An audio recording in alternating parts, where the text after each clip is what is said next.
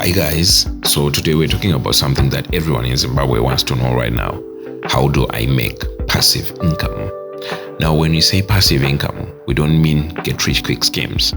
We're talking about hustles where you keep your regular job, but your money inongoshanda in the background, you wakagara without being actively involved in it. So let's dive in. Here are the top 6 passive income hustles in Zimbabwe, ranked from the good to the absolute best. So at number 6, we start with retail stock trading. This one is the most traditional forms of passive income. You can buy shares of top companies like Delta, Insco, or Econet Zimbabwe. The good side, it's a safe and stable way to grow your money, especially if you pick solid companies with a strong history of performance. It also doesn't need daily involvement.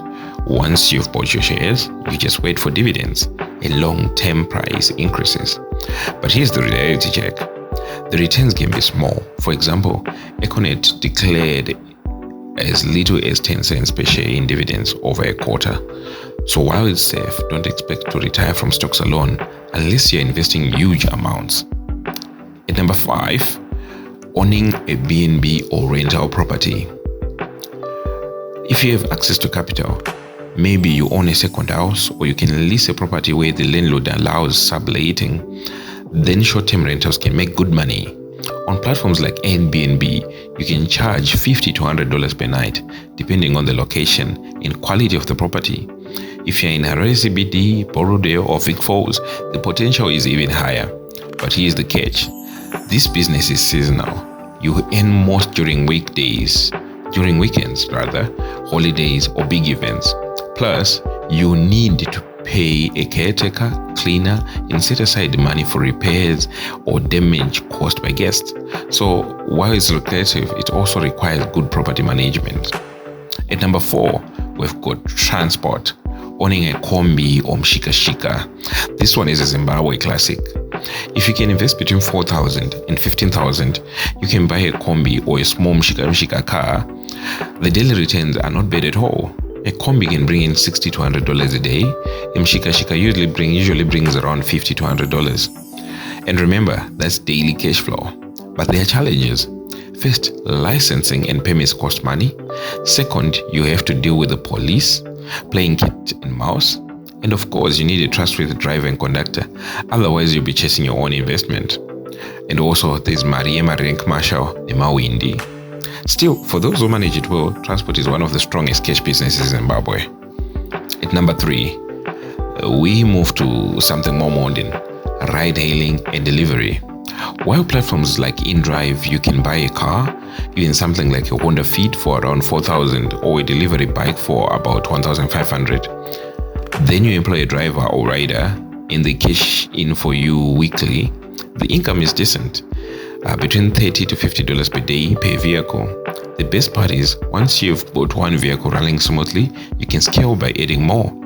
Of course, there are challenges here too. You have to keep up with licensing, deal with parking marshals who claim vehicles, and make sure your drivers are reliable. And also there's nyaya service. Mota yako inogona kufa, hainotofa nenyaya yekufambiswa ipamwe inotomenda kune mapothole. But overall, this is a safe growing sector that can give you steady returns. At number 2, we have a surprisingly powerful passive income stream, pool tables. Now, you might laugh at this one, but let me explain. A single pool table costs far less than a car or a house. Places in a high traffic area like a bar, nightclub, or even bus terminus like Market Square, and people will be lining up to play. You make money every time someone buys a token. On a busy night, you can make as much as $30 to $50, which adds up over weeks and months. Of course, you need permission or a permit from council or someone to sell tokens. But with low startup costs and fast returns, pool tables are a hidden gem of the Zimbabwean hustle economy. Now, before we get to our number 1, let's talk about a few honorable mentions which could have made if we had done maybe a top 10 or a top 20, but in our top 6 they did not fit. But let me just mention this one. There's money lending, Chimbazo. It can be very profitable, but it's also very risky. If borrowers don't pay, you might need to hire muscle to collect mamita kana vakona kukoma vanoenda kunoroya vanhu kuti mari ibude. Yeah, this one might be also illegal because money lending is governed by laws from the Reserve Bank. There's also affiliate marketing. It's still not popular in Zimbabwe, but if you can refer sales to a company and earn commission while selling without selling directly, it's a brilliant passive hustle. Then there's selling digital content. Think about ebooks, music, online courses. Once these are created, people pay every time they download or stream. Katasa Kumana, like people like Night Freak, and musicians like Wanda, they've got, if they put their music on, let's say Spotify, every time that song is played, they make money from those streams. So that's pure passive income.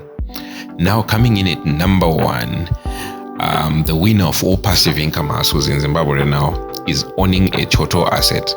Here's why it's number one. The entry cost is insanely low compared to the returns. For just $20, you can buy a Choto power bank. Or well, maybe if you want to participate in their freezer system, you can choose to buy a Choto freezer for $500. Here's how it works. Choto rents out your asset in high traffic, off-grid places. For example, power banks are used at school events, at rural areas without electricity, or even at off-grid church events like my SDA church camps, like Anamadzi Baba, like CCC, like Mbungu. Every time someone rents your power bank to charge their phone, you get 30% of that rental income.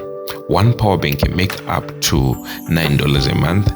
And the best part, if you have 10 of these, you can make $90. Now, if you have 100 of these, you can make $900. You don't need a license, a caretaker, or even daily involvement. You just buy the asset and Choto does the rest. That's why this is the ultimate form of passive income in Zimbabwe right now. It's affordable, it scales easily, and it solves a real problem.